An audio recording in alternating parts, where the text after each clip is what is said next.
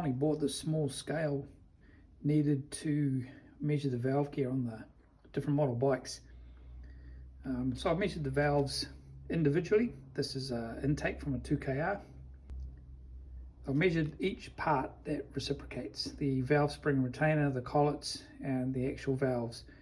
The springs themselves seem to be the same in each model, so I haven't bothered measuring them, and only one end is actually reciprocating anyway, so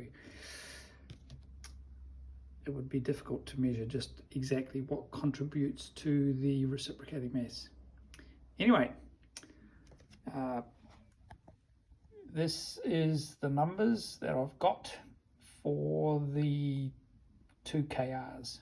Now, the double underlined numbers are the total of the valve, the retainer, and the collets. So just take a note of those numbers. This is the 3LN, same thing. The underlined is the total of the reciprocating mass. So as you can see, there is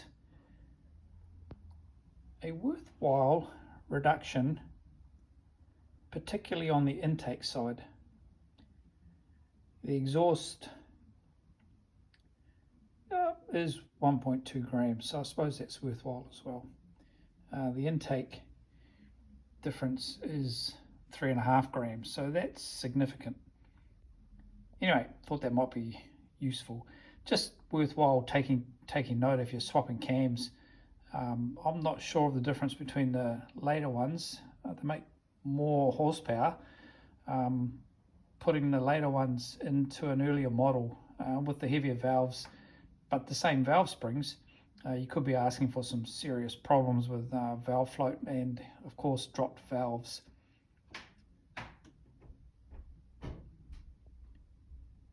What I have measured is a slight increase in lift from one set of cams to another, but I cannot tell you which model cams they were. They're just in a big pile in a box, and I happened to measure them. 6.3 millimeter lift versus an advertised 6 mil.